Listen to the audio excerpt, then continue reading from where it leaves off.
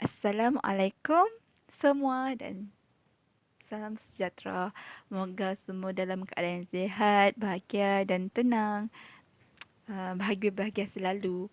InsyaAllah hari ini saya ingin kongsi satu kisah sahabat lagi. Kalau semalam saya kongsi kisah Abu Darda, hari ini saya kongsi satu kisah sahabat yang best juga. Dan ada satu quote kata-kata Rasulullah berkaitan sahabat yang saya bakal kongsi, iaitu kata-kata Rasulullah ini adalah iaitu demi Allah Zaid bin Harithah memang layak memimpin, beliau juga adalah orang yang paling saya kasihi daripada Rasulullah. Okey, so semua tahulah hari ini saya mau share kisah siapa, iaitu Zaid bin Harithah. Zaid bin Harithah. Ibu Zaid ni bernama Su'udah bin Sa'labah. Pada usia Zaid 8 tahun, Zaid dan ibunya pergi melawat kaumnya, iaitu Bani Ma'anim, di kampung. Setibanya Zaid dan ibunya di kampung, tiba-tiba kampung tersebut diserang oleh tentera Bani Al-Qain. Memang kebiasaannya orang Arab Jahiliyah ni, antara kegiatan ekonomi mereka adalah mencuri dan merompak. Dan hasil rompakan itu kebanyakan mereka akan memperdagangkan. So, tentera Al-Qain ni menyerang kampung Zaid dengan merampas harta dan menawan kanak-kanak. Antara kanak-kanak yang ditawan tu adalah Zaid. Kanak-kanak ini diorang akan bawa ke pasar Uqas, antara pasar tempat perdagangan, macam menjual beli. So, kanak-kanak ni diorang jual sebagai hamba. Akhirnya Zaid ni dibeli oleh anak saudara Khadijah, iaitu Hakim bin Hamzah, Hazam, Hakim bin Hazam bin Khawalid. Okey, dan adalah beberapa juga hamba-hamba yang lain Hakim beli. Hakim bin Hamzah ni berangkat ke Mekah bersama-sama hambanya. Setibanya Hakim bin Hamzah ni ke Mekah, apabila Khadijah mengetahui anak saudaranya sampai ada di Mekah sudah, Khadijah menziarahi Hakim. Dan Hakim menghadiahkan seorang hamba kepada Khadijah daripada hamba-hamba yang dia beli. Dan dia menawarkan kepada Khadijah untuk memilih sendiri hamba yang Khadijah sukai, Siti Khadijah sukai. So, Khadijah telah memilih Zaid untuk menjadi hambanya. Mengapa dia memilih Zaid? Alasan Khadijah memilih Zaid adalah kerana Khadijah melihat Zaid ni memiliki ciri-ciri kebijaksanaan daripada air mukanya. Begitulah. So, beberapa detik selepas itu, berapa waktu selepas itu, Khadijah dan Muhammad bin Abdullah telah berkahwin. Mereka berkahwin dan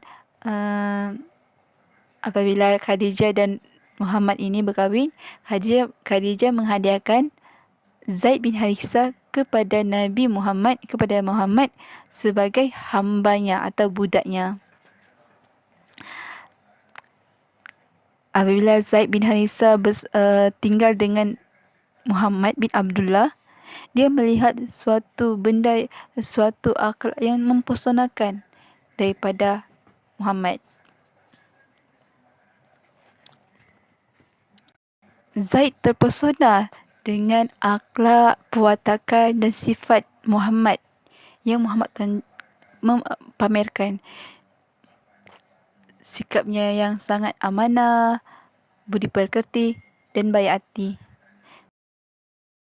Pada masa yang sama, keluarga Zaid bin Harithah sangat sedih atas kehilangan anak yang mereka sayangi, iaitu Zaid. Bagaikan air hujan yang membasahi bumi.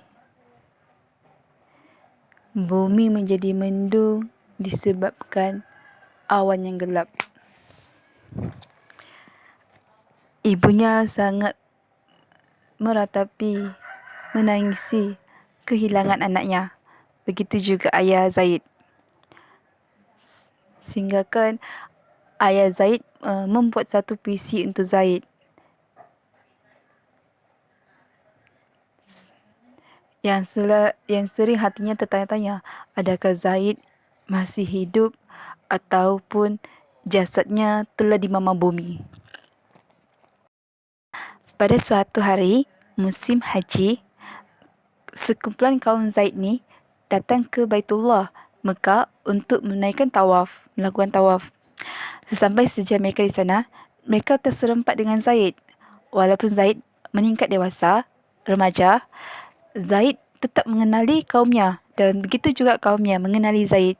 Mereka berborak-borak, bercerita-cerita, menaikkan kabar. Lepas itu mereka pulang ke kampung.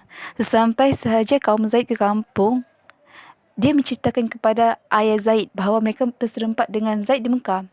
Apalagi, bapa dan abang Zaid pun bergegas ke Mekah dengan membawa harta untuk menebus anak mereka. Sesampai sahaja mereka ke Mekah, mereka terus ke rumah Muhammad, yang merupakan bos kepada Zaid. Diorang merayu kepada Muhammad untuk menebus anak mereka dengan harta, dan mereka sanggup memberikan Muhammad beberapa harta, sebanyak harta yang Muhammad mahu. Muhammad terkenal dengan sifat mulianya dan baik hatinya, pemurahnya.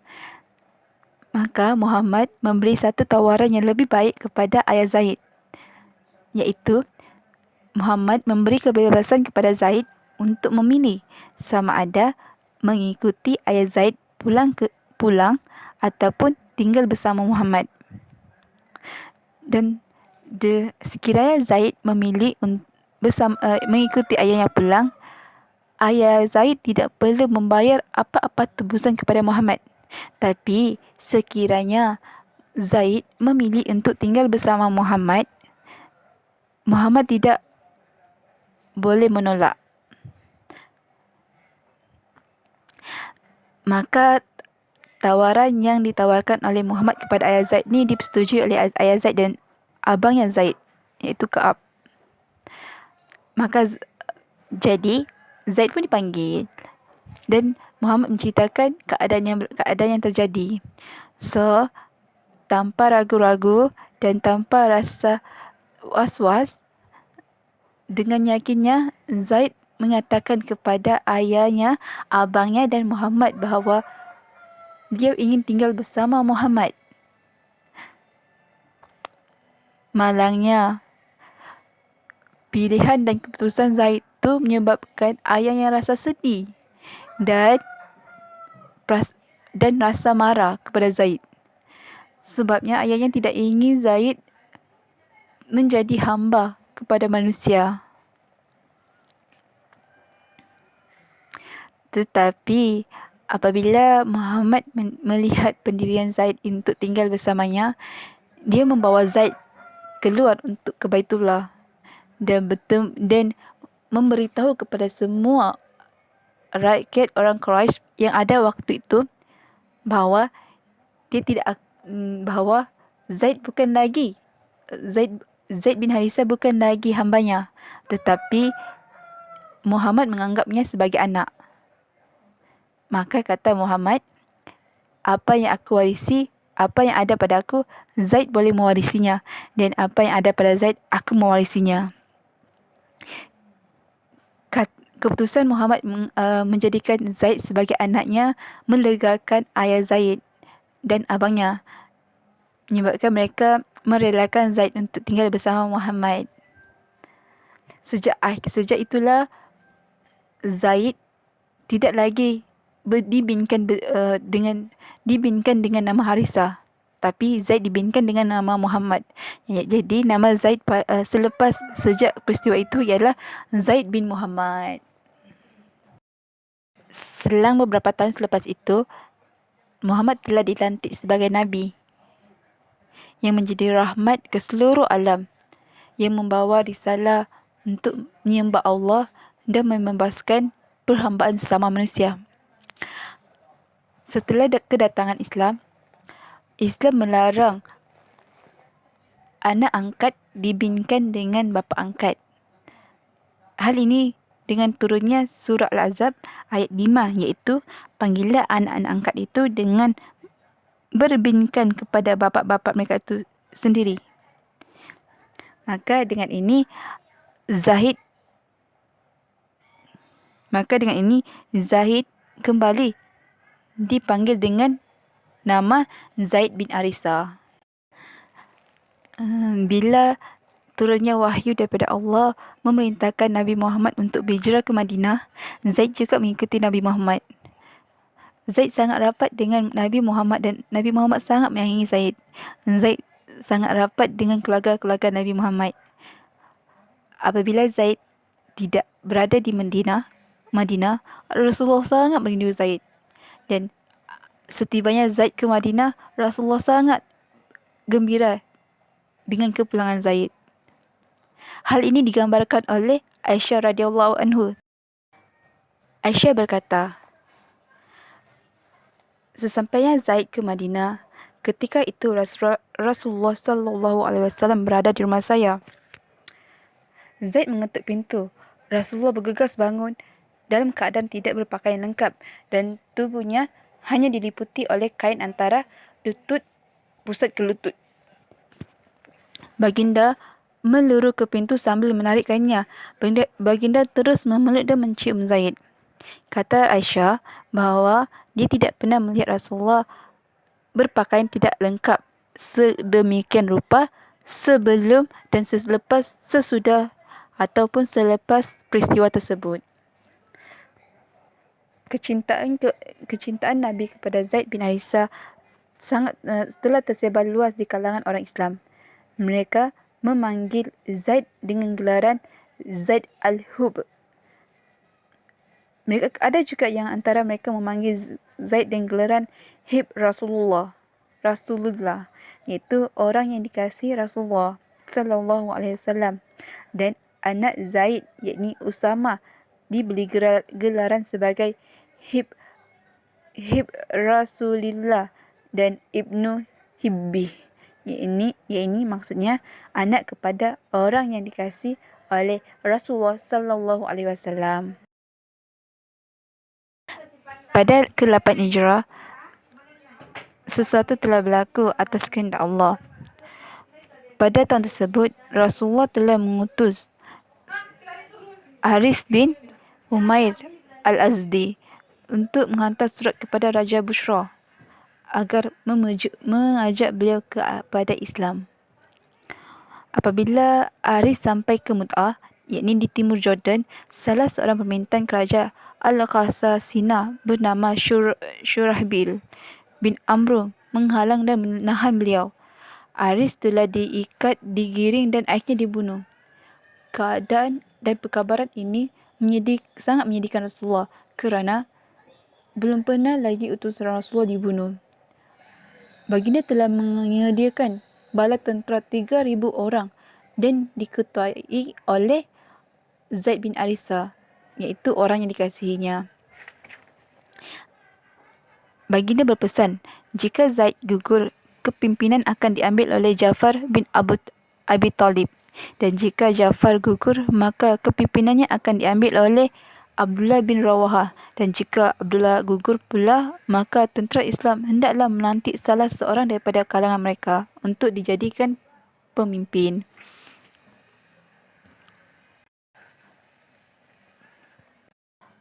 Apabila Raja Rom mendengar tentera Islam berangkat untuk menyerang Ghassanah, Raja Rom telah menyediakan 100,000 orang untuk mempertahankan Ghassanah. Pada masa sama juga, sebanyak 100,000 orang tentera musyrikin Arab telah bergabung dengan Raja Rom untuk menyerang tentera Islam. Apabila tentera Islam mengetahui bahawa Raja Rom mengetahui bahawa mereka akan berperang dengan tentera musuh yang berjumlah 200,000 orang, mereka ada di kalangan tentera Islam yang memberi cadangan untuk mengutus surat kepada Rasulullah untuk meminta pandangan apa yang sepatutnya perlu mereka lakukan dengan musuh yang sebanyak itu. Tetapi ada juga tentera Islam yang memberi cadangan bahawa inilah tujuan mereka pergi berperang, iaitu sama ada mendapat kemenangan ataupun mati syahid.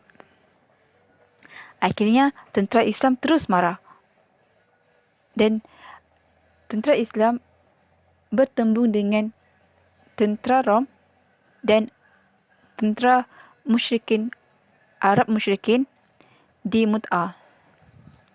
Dalam peperangan itu, Zaid bin Arissa telah berperang dalam keadaan yang sangat hebat, yang akhirnya beliau mati dalam keadaan dirobek-robek oleh tentera musuh, dan panji tersebut telah diambil oleh Ja'far bin Abi Talib, dan beliau juga mengikuti jejak Zaid bin Arissa, iaitu syahid dari medan peperangan, dan panji tersebut juga diambil lagi balik oleh Abdullah bin Rawaha. Malangnya Abdullah bin Rawaha pun syahid di medan perang. Dan akhirnya situasi keadaan begini menyebabkan tentera Islam pada waktu itu melantik Khalid bin Al-Walid sebagai panglima mereka. Pada waktu itu Khalid bin Al-Walid baru memeluk Islam, dan hal ini menyelamatkan tentera Islam daripada ramai yang terbunuh dengan cara mereka membuat pengunduran diri untuk mengelakkan kebinasaan yang lebih banyak.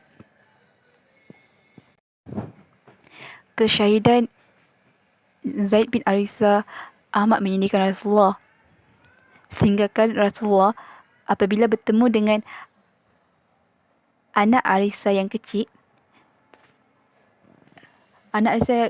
menangis terisak-isak, dan Rasulullah mengikuti tangisan tersebut. Dan ada para sahabat yang menanya kepada Rasulullah, apakah ini Rasulullah? Mengapa Rasulullah menangis terisak-isak? Lepas tu kata Rasulullah, ini adalah tangisan kekasih kepada orang yang dikasihi. Sekian. Antara ibrah yang kita boleh ambil adalah ukhuwah kerana Allah, yang mana apabila kita kata ukhuwah kerana Allah tu, perhubungan tu dalam mengikut syariat Allah, mengikut batas-batas yang Allah gariskan, dan kita akan reda apabila Allah uji dengan perpisahan, kerana kita tahu pertemuan dan perpisahan itu atas kehendak Allah. Dan kedua adalah Allah akan menguji kita di titik kelemahan diri kita, sebab Allah tahu diri kita bagaimana, dan ujian-ujian yang Allah berikan itu adalah untuk menjadikan kita lebih kuat dan khalis. Hati kita ni berbuat khalis kerana Allah, ikhlas kerana Allah, dan tidak bergantung kepada makhluk, dan hanya bergantung kepada Allah semata. Wallahu a'lam.